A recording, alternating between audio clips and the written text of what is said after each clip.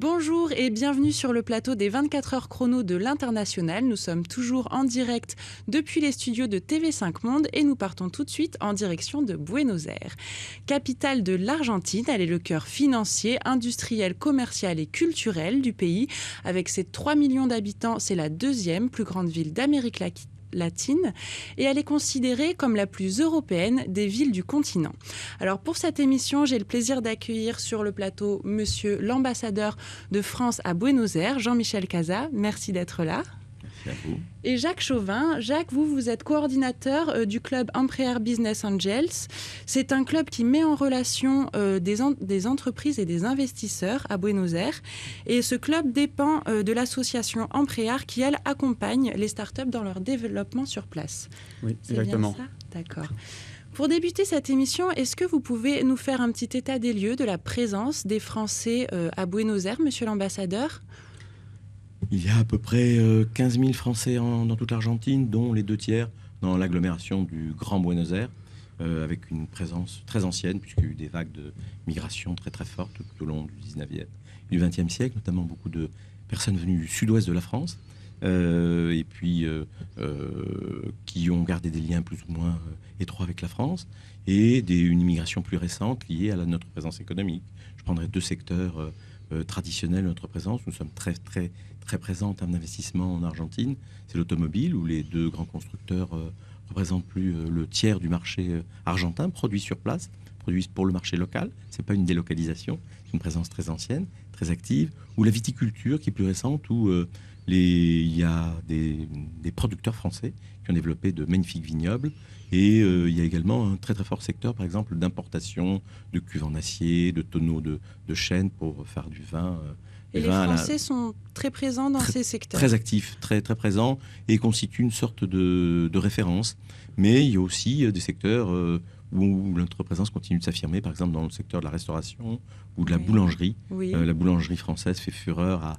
Il y a traditionnellement une grande tradition francophile en Argentine, une vieille attirance, l'admiration des Argentins pour la Révolution française. Enfin, quelque chose qui remonte qui est vraiment encore très vivant, mais qui se renouvelle, encore une fois, avec ces jeunes entrepreneurs qui viennent s'installer, qui ouvrent par exemple des chaînes de boulangerie qui marchent très bien.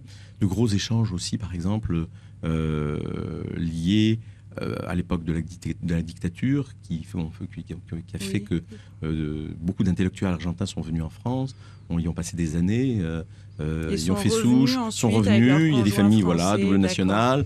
L'Argentine sera par exemple invitée cette année du Salon du Livre de Paris et célébrera notamment Julio Cortázar, un des plus grands écrivains argentins qui a vécu plus de 20 ans de sa vie à Paris et qui a été une grande référence intellectuelle. Mais encore une fois, plus récemment, il y a aussi des activités plus culturelles et économiques plus On va d'ailleurs parler du secteur des nouvelles technologies à Buenos Aires. Dans ce secteur-là, vous avez une coopération notamment très forte dans le domaine du nucléaire ou plus dans le domaine du spatial. Nous sommes par exemple 2 pays qui travaillons très étroitement pour développer le secteur spatial argentin. D'accord, merci beaucoup pour cette intervention. On écoute tout de suite Éric Castagnier qui nous parle du secteur des nouvelles technologies à Buenos Aires. La ville de Buenos Aires a créé un district technologique qui compte déjà 161 entreprises et environ 70 000 employés. Ce secteur a tout de même facturé en 2012 plus ou moins 2,8 milliards de dollars, dont 600 millions de dollars à l'export. Certains grands groupes internationaux ont d'ailleurs décidé d'y établir leurs centres de services régionaux qui prêtent des services divers, non seulement en Argentine, mais également dans les pays limitrophes et les pays d'Amérique du Sud en général.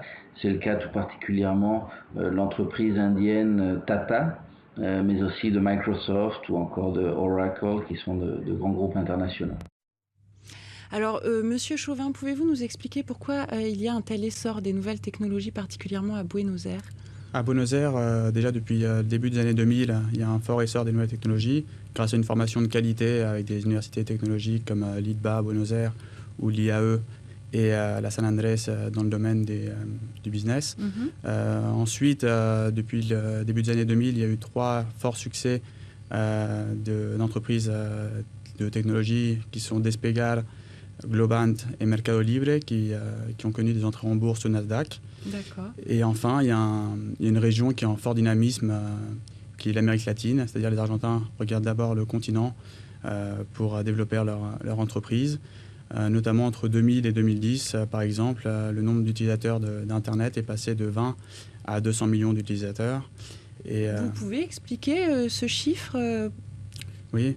On a connu, en fait, sur le continent latino-américain, un arrivage des nouvelles technologies avec 2-3 ans de décalage par rapport à l'Europe et les États-Unis. Et du coup, il y a un fort développement de l'accès à Internet qui s'est provoqué. Tout s'est fait très rapidement. Exactement. Plus rapidement, on va dire, que dans les pays développés, parce que ça arrivait un petit peu en retard. D'accord. Notamment par rapport aux nouvelles technologies, on dit que les marchés sont le Brésil et le Mexique. Ensuite, les conditions d'investissement se trouvent au Chili et en Colombie, mais que les entrepreneurs sont en Argentine. Oui, c'est une ville c'est un pays à très forte dynamique entrepreneuriale, c'est vrai. Au niveau, y a-t-il une politique volontariste au niveau des nouvelles technologies pour le secteur? Il y a de manière générale une politique très volontariste en matière de formation et de formation de qualité, de formation d'ingénieurs. L'Argentine est probablement le pays où le niveau de formation des ingénieurs est le plus élevé, et donc des entrepreneurs dans le secteur technique. Et il y a un plan, effectivement, qui vise à connecter mieux le pays, parce que le pays est immense, il fait plus de 6 fois la France. Et donc, à Buenos Aires, les gens sont connectés. Dans les provinces plus lointaines, il faut aller un peu plus... il faut tirer les fils. Mais dans l'ensemble, les choses se développent bien. Effectivement, c'est le pays le plus connecté d'Amérique latine. D'accord, parfait. Sur ces mots, monsieur l'ambassadeur, vous allez devoir nous quitter. Je vous remercie beaucoup pour votre intervention et pour votre présence. Merci. Et tout de suite, on écoute Morgane Chauvel qui nous parle de son expérience de création d'entreprise à Buenos Aires. Bonjour Paris, je me présente, je m'appelle Morgane Chauvel. Et j'ai créé, il y a 1 an, avec 2 amis français, Agnès Gasset et Adrien Verny, la boulangerie Cocu, boulangerie qui se trouve en Argentine, à Buenos Aires. Cette création d'entreprise n'a pas été facile. Nous avons récupéré une société déjà existante. Et tout s'est compliqué du fait que nous ne soyons pas argentins et que nous n'ayons pas de pièce d'identité argentine. Donc il était très compliqué de changer les noms, changer les statuts de l'entreprise. Tout ça, en plus par un manque de chance aussi, il y a eu des grèves, puis l'organisme du fisc qui a changé les règles. Et en gros, 1 an plus tard, finalement, nous avons réussi à obtenir notre entreprise. Isabelle Almaric Gozlan, bonjour, vous venez d'arriver sur le plateau. Vous êtes coach ou associée de la société Coach Expat qui accompagne les Français dans leur installation à Buenos Aires. C'est bien ça? Exactement. D'accord. On vient d'écouter Morgane Chauvel. Peut-être une réaction par rapport à ce qu'il dit? Ça a l'air un petit peu compliqué de créer une entreprise à Buenos Aires. En effet, on peut dire que le sésame en Argentine, c'est d'avoir son DNI, qui est le Documento Nacional de Identidad. Oui. Et avec ça, ça va permettre d'ouvrir certaines portes et notamment constituer les papiers pour constituer une société, par exemple. Et puis, on peut également conseiller de s'entourer au maximum de partenaires argentins, créer une relation de confiance avec eux pour ensuite pouvoir mieux se développer et monter la structure adéquate. D'accord. Jacques, est-ce que vous avez quelque chose à rajouter sur la création d'entreprise ? Comme dans le reste de l'Amérique latine, c'est souvent assez long. Il faut prendre son mal en patience et savoir s'entourer souvent de gestores, c'est-à-dire de personnes qui accompagnent l'entreprise dans toutes les démarches administratives. D'accord. Peut-être quelques mots sur la fiscalité. En Argentine, j'ai cru comprendre que c'était assez complexe. On va dire que c'est assez changeant surtout. Oui. Ça évolue constamment. Du coup, il faut être au courant des nouvelles normes. Et c'est une fiscalité assez lourde en Argentine depuis maintenant quelques années. C'est fortement alourdi. D'accord. Quelque chose à rajouter peut-être sur les taux de change, Isabelle ? Oui, il y a un facteur assez important, Jacques en dira un petit peu plus peut-être, c'est qu'il y a 2 cours à l'heure actuelle, et c'est important de le savoir quand on vient en Argentine. Oui. Il y a le taux officiel et puis le taux dit blue. Et donc je laisse la parole à Jacques. On veut dire qu'il y a un taux parallèle qui s'est développé depuis fin 2011 avec la fermeture par le gouvernement en fait, du libre-échange entre le dollar et le peso. Donc on va dire que pendant l'année 2013, on va dire que le taux Blue a été de 40% à 80% supérieur au taux officiel. C'est-à-dire que quand on va échanger les pesos par des dollars, si on veut partir à l'étranger, on trouve aujourd'hui le taux officiel aux alentours de, c'était 6,80 et le taux parallèle aux alentours de 11 pesos pour $1. D'accord, donc ça fait quand même une grande différence. Et ça, c'est un petit peu dû à l'inflation que connaît le pays. On y reviendra tout à l'heure. On va tout de suite laisser la parole à Sébastien Yanni, qui nous parle, qui nous donne quelques conseils quant au comportement à adopter quand on travaille avec des Argentins.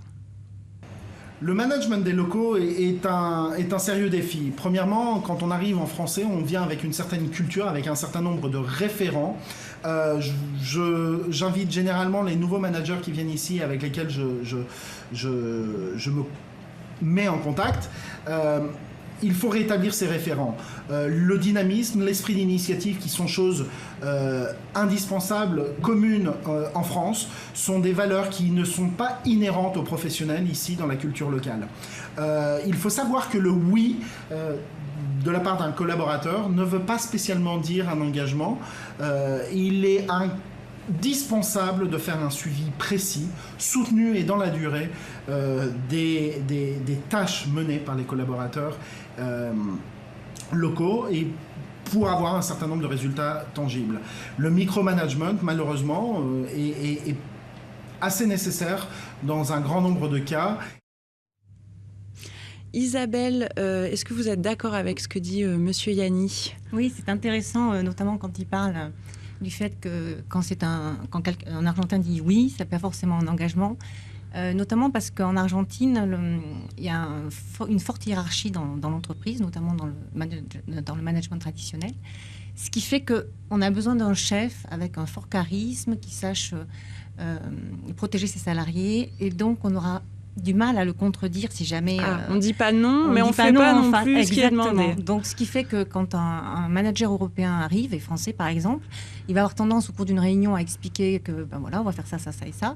Et au bout de 3 semaines, rien ne se passe. Et c'est en fait parce que la personne n'a pas osé dire que ça ne lui semblait pas une bonne option. Et donc l'intérêt, c'est de développer une relation de confiance. Et ça, c'est très important parce que la communication en Argentine, elle est parfois formelle au premier contact, mais très vite, elle devient chaleureuse et spontanée, avec un contact physique assez important, un tutoiement rapide. D'accord. De ce fait, on va avoir tendance à parler plus facilement de sa vie privée, et également de sa vie privée, de ses relations personnelles.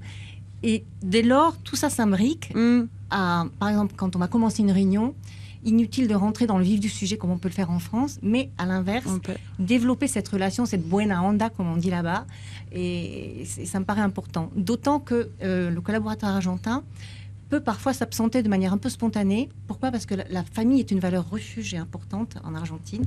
Et de ce fait, il peut partir pour assister au spectacle scolaire de son enfant ou au chevet d'un malade familier. Et de ce fait, ça peut parfois être un peu déroutant pour un manager. Bien sûr. Jacques, vous êtes d'accord avec cette importance du relationnel dans les affaires ? Moi, je pense que c'est d'abord important de parler de différentes choses qu'on vient de le dire. Donc ça peut être la vie de famille, les vacances, ou sinon le foot qui occupe une place importante en Argentine. D'accord. Donc pour tout homme qui souhaite voyager là-bas, c'est d'abord choisir son club pour ensuite avoir un sujet de conversation avec les personnes. Et du coup, dans le monde du travail, on est d'accord, là on parle du monde des affaires. Si je peux me permettre, on dit que si on arrive un lundi matin sans connaître les résultats du foot, on a perdu 50% de D'accord. la conversation. Bon. Mettez-vous au foot si vous voulez partir en Argentine. Quelques mots sur le rapport au temps, Isabelle. Oui, c'est intéressant parce que le temps varie vraiment en fonction de chaque culture. Et en Argentine, effectivement, on est confronté également à parfois un problème de ponctualité. Il est rare qu'une réunion commence à l'heure. Bon, c'est comme ça. Pour certains, c'est quelque chose de non négociable. Donc, le manager va vraiment dire qu'on a besoin de commencer à l'heure. Mais sinon, on s'adapte. Par exemple, une chose importante, c'est tout ce qui est la relation au temps. Oui. Autant en ce sens que comment planifier, donc la vision du court, moyen et long terme. Oui. Pour un Européen, nous sommes qualifiés de primer mundo, c'est-à-dire qu'on a tendance à avoir une stabilité juridique et économique qui fait qu'un plan en 3 ans peut être quelque chose de tout à fait normal. En revanche, pour un Argentin, c'est très difficile de planifier à 3 ans alors qu'à 6 mois, on ne sait pas ce qui va se passer. D'accord, et il fonctionne beaucoup sur le court terme en fait. Beaucoup sur le court terme, ce qui fait qu'il y a une réactivité, une créativité débordante qui est très intéressante en matière de management d'équipe.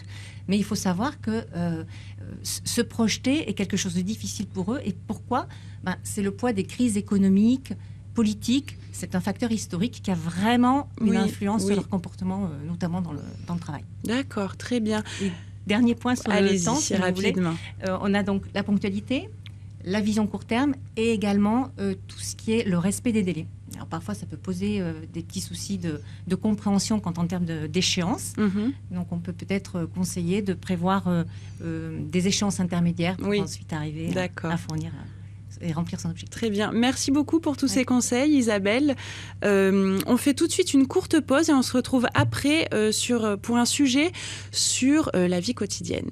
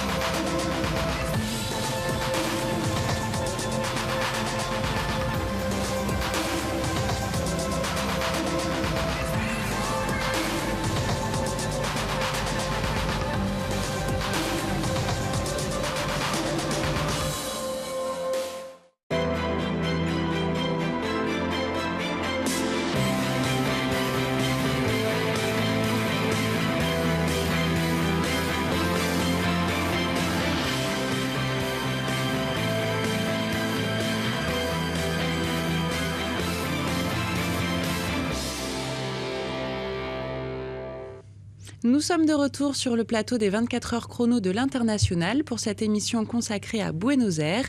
J'accueille sur le plateau une nouvelle invitée, Mélanie Guével, bonjour. Bonjour. Vous êtes chargée de communication pour la Bodega Marco Zunino. C'est une bodega qui propose des vins à la française, je crois. Oui, nous produisons et nous commercialisons donc des vins argentins qui sont produits dans la province viticole de Mendoza, à San Rafael plus précisément, en apportant un savoir-faire à la française. Exactement. D'accord. Et justement, alors les Argentins ont un certain attrait pour la culture française, les produits français. Je suppose que les vins que vous proposez doivent quand même bien se vendre sur le marché argentin. Les vins qui sont produits en Argentine ont du succès sur le marché interne, mais également beaucoup à l'export, à l'international. Le plus gros marché pour le Malbec, qui est le cépage emblématique du pays. Il faut savoir que ce sont les États-Unis et la Chine, et le Brésil également. Et oui, les vins ont du succès, premièrement parce qu'on produit de très bons vins en Argentine. Le pays offre un climat qui est idéal pour la production, très sec, peu de pluie, une grande amplitude thermique. Et il y a également une grande richesse du terroir, de ce terroir qui est situé au pied de la cordillère des Andes. Et qu'est-ce qui fait de vos vins qui ont une particularité à la française ? Ils sont fabriqués par des Français ? Ils sont fabriqués par des Français, ouais, qui arrivent avec leur expertise et leur connaissance du marché. Et j'ajouterais aussi une chose importante, c'est que les vins argentins sont très compétitifs à l'international, parce qu'on a une bonne maîtrise des coûts de production. On peut bénéficier dans le secteur du vin d'une main-d'œuvre très qualifiée, bon marché. Et la valeur du foncier également est beaucoup plus raisonnable que dans d'autres pays, ce qui permet de maîtriser ses coûts et d'avoir une bonne compétitivité à l'étranger. D'accord, merci. Jacques, peut-être quelques mots sur les autres produits français qui sont très appréciés en Argentine. Il y a notamment énormément de produits d'esthétique en Argentine. Les femmes argentines sont friandes, notamment avec L'Oréal qui est très présent, ou aussi des produits de pharmacie, avec Sanofi qui a une forte présence en Argentine. Et nous avons aussi énormément de produits français, produits localement, notamment des restaurants. Des boulangeries. Et des boulangeries avec la boulangerie Cocu qui s'est implantée il y a plus d'1 an. D'accord. Donc, ça marche bien, tout ce qui est vin, pain, croissant, très bien. On va tout de suite écouter Éric Castagnier qui nous parle du coût de la vie sur place. Alors Buenos Aires est une mégalopole dont le prix de l'immobilier est toujours assez raisonnable si on le compare avec d'autres grandes villes dans le monde. Il faut savoir que le mètre carré à Buenos Aires oscille entre 1500 et 7000 dollars, suivant les quartiers et suivant les bâtiments en question. Pour le locatif, le mètre carré de bureau à Buenos Aires se loue en moyenne à 30 dollars par mois, ce qui là encore reste un prix assez raisonnable si on le compare. Le reste du coût de la vie, nous avons d'un côté les services, distribution d'énergie par exemple, gaz, électricité, qui sont subventionnés par l'État national. Donc les habitants de la ville de Buenos Aires et du Grand Buenos Aires en général bénéficient de tarifs extrêmement bas, très compétitifs. Pour le reste, nous faisons face ces dernières années à une inflation assez importante. Les consultants privés s'accordent à la placer cette année entre 25 et 30%, ce qui bien évidemment complique un peu la situation des Argentins et des résidents argentins, puisque les tarifs et les prix augmentent de manière assez importante en pesos tous les ans. Alors, il parle de la très forte inflation que connaît l'Argentine en ce moment. Ça se ressent au quotidien, Mélanie ? Oui, ça se ressent. C'est vrai que l'Argentine connaît des taux d'inflation qui sont impressionnants. Ça peut être une donnée assez déconcertante quand on arrive. Et le conseil que je donnerais, c'est de partir, quoi qu'il arrive, avec des réserves financières, qu'il faut intégrer cette inflation à la fois à votre vie quotidienne. Surtout, il faut l'intégrer à votre business plan dans le cas d'une création d'entreprise. Et au-delà de l'inflation, il y a aussi une chose, c'est qu'il y a un cadre légal qui est très fluctuant en Argentine. On a des lois qui peuvent changer du jour au lendemain. On peut vous bloquer l'importation d'un produit, on peut vous bloquer le niveau des prix. Donc, arriver avec des réserves, faire preuve d'une grande flexibilité pour s'adapter à ce contexte changeant, et ça implique d'avoir de la trésorerie pour faire face à tout ça, oui. D'accord. Monsieur Chauvin, peut-être juste quelques exemples de l'évolution des prix du quotidien en Argentine. Juste un point à surligner là qu'a mentionné Eric. Il y a une baisse aujourd'hui des subventions dans tout ce qui est service depuis maintenant à peu près un an. Donc notamment sur tout ce qui est transport. On peut voir que le prix par exemple du ticket de métro à Buenos Aires a plus que doublé en l'espace d'un an. Il est passé de 1,5 pesos à 3,5. Ils annoncent une hausse jusqu'à 5 pesos en milieu d'année.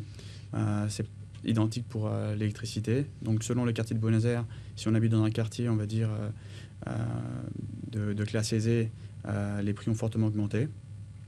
Donc, et en général, le coût de la vie comparé à la France ? Je comparais plutôt au prix, au coût de la vie espagnol. Je pense que c'est un pays qui peut se comparer. C'est un peu moins cher par rapport à la France. Surtout tout ce qui est restauration, c'est quand même assez bon marché de sortir le soir à Buenos Aires. Non, ça reste bien moins cher que les prix parisiens. Ouais. D'accord, mais attention à l'inflation qui continue d'augmenter. Très bien, et on va tout de suite laisser la parole à Fabien Palem qui nous parle de ses quartiers préférés dans la ville de Buenos Aires. Donc moi, les quartiers que j'ai eu la chance de connaître au fil du temps, c'est des quartiers, il y a Balvanera au centre qui contient le quartier du Once et aussi l'Abasto, ainsi que par exemple Montserrat qui est aussi un quartier central. Donc c'est deux zones qui permettent de se déplacer partout aux quatre coins de la ville sans trop de problèmes puisqu'elles sont en plein centre-ville, mais à la fois qui n'ont pas été encore assaillis par justement les agences immobilières et donc au sein desquels on peut trouver des logements plutôt accessibles pour des jeunes avec faibles revenus. Donc ces quartiers-là sont intéressants, d'autant plus qu'il y a un certain brassage au moins social, c'est des quartiers qui sont encore aujourd'hui populaires et avec une activité culturelle relativement authentique, des théâtres alternatifs, etc. Mélanie, vous affectionnez particulièrement les mêmes quartiers que Fabien Palem ou vous avez d'autres préférences ? Non, c'est bien parce qu'il présente des quartiers qui sortent un petit peu des sentiers battus. Donc non, je suis plutôt d'accord. Quand on aborde ce sujet, en général, on parle quasi systématiquement des deux quartiers qui sont Palermo et Recoleta. Donc c'est vrai que ce sont deux quartiers très bien situés, très agréables, dans lesquels la communauté française est bien représentée. Mais il faut savoir que ce sont des quartiers plutôt chers, voire très chers pour se loger. Donc au quartier qu'a cité Fabien, j'ajouterais Colegiales et Chacarita. Ce sont deux quartiers voisins qui sont très proches de la zone de Palermo, qui sont de plus en plus prisés, mais malgré tout qui restent encore abordables aujourd'hui. Et sinon, plus au sud de la capitale, vous avez également Barracas. C'est une zone en pleine mutation dans laquelle on trouve de plus en plus de projets artistiques, culturels, urbains. Et pour finir, le quartier de San Telmo, quartier bohème qui a beaucoup de charme et qui présente l'intérêt d'être à proximité des deux pôles d'affaires que sont le Microcentro et Puerto Madero. D'accord, très bien. Au niveau culturel, justement, Buenos Aires est la ville où il y a le plus de théâtre en Amérique latine. Vous qui vivez à Buenos Aires, vous allez souvent au théâtre? La vie à Buenos Aires Oui. est très attrayante, non seulement avec les théâtres, mais aussi énormément de cinéma indépendant. Il y a un très grand festival de cinéma indépendant qui s'appelle le Bafisi à Buenos Aires, avec des films internationaux, mais aussi énormément de concerts, de festivals de jazz. Donc c'est une activité constante tout au long de la semaine. Après, La les vie gens doit sortent. être quand même assez festive. C'est l'Amérique latine, on a une image de gens assez fêtards. Il y a une vraie culture de la fête. Les Argentins ont une soif de s'amuser, ils adorent sortir, les jeunes, les moins jeunes. Donc oui, il y a de quoi faire. Ouais. D'accord. Peut-être quelques mots sur la sécurité dans la ville. C'est un pays, c'est un pays d'Amérique latine. Les gens généralement ont un petit peu peur. On va dire que depuis quelques années, les inégalités se sont creusées en Argentine et il y a une montée de l'indigence dans le pays, ce qui provoque des phénomènes d'insécurité à Buenos Aires et aussi en province. Vous la ressentez, l'insécurité Moi, je dirais qu'il faut prendre les précautions d'usage qui s'appliquent à n'importe quelle grande ville. Il y a des pickpockets dans les transports, il y a du vol à la tire dans la rue, il y a des quartiers qui sont à éviter, il faut le savoir. Éviter aussi d'avoir trop de signes extérieurs. De richesse. Voilà, et bon, précautions de base et pour moi, rien de plus. Ça reste une grande capitale, mais c'est pas plus que ça. Très bien, on va faire tout de suite une petite pause. On revient après pour un dernier conseil sur les comptes en banque en Argentine.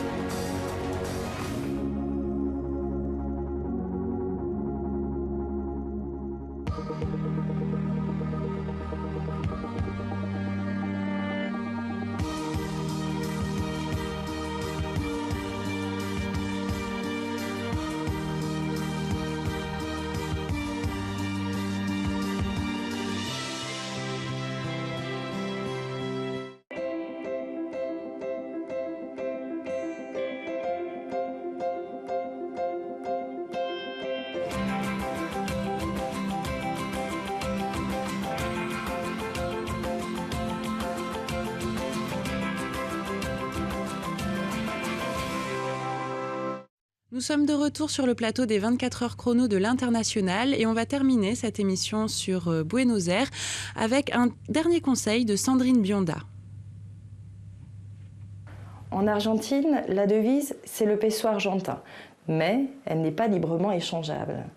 Et il n'est pas toujours facile d'ouvrir un compte sur place. Les formalités sont très variables en fonction de l'établissement bancaire. C'est une des raisons pour laquelle il est recommandé d'avoir un compte multidevise qui facilite la gestion à l'international dans le cas où on a encore un bien en France, voire des enfants qui vivent dans un autre pays, afin de pouvoir faire des virements, du change et gérer son épargne en toute tranquillité. Car sur le principe, un compte épargne pur n'existe vraiment pas en Argentine, sauf si l'on est résident permanent, ce qui ne facilite pas toujours la tâche pour le paiement des salaires. Quand il ne se fait qu'en peso argentin, la constitution d'une retraite n'en est que plus difficile.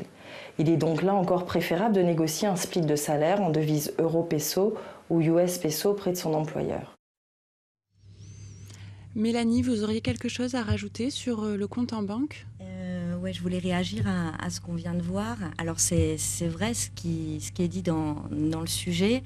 Je crois que tout le monde souhaiterait gagner un salaire en euros et vivre en pesos. Ce serait un schéma assez confortable, mais après il y a une réalité concrète qui fait que c'est déjà pas si simple de trouver du travail quand on arrive sur place. Et dans le cas d'un contrat local, d'un contrat argentin, il est quand même très difficile de pouvoir négocier une partie de son salaire en dollars ou en euros. Au jour d'aujourd'hui, je dirais que c'est pratiquement mission impossible, vu le contrôle d'échange draconien qui a été rétabli en 2012. Donc la plupart des gens qui travaillent avec un contrat argentin touchent un salaire en pesos, un salaire qui est intégralement versé en pesos, donc il faut le savoir. D'accord. Jacques, vous êtes d'accord ? Moi, par rapport au compte en banque, je pense qu'il est important pour tout Français qui s'installe en Argentine d'ouvrir un compte sur place afin de bénéficier de nombreuses réductions lors d'achats dans les supermarchés ou de produits. Il y a des réductions quand on a un compte en Argentine. Exactement. Avec la carte bleue, il y a des réductions de 10 à 20% et aussi la possibilité d'acheter des produits en 12 fois sans intérêt.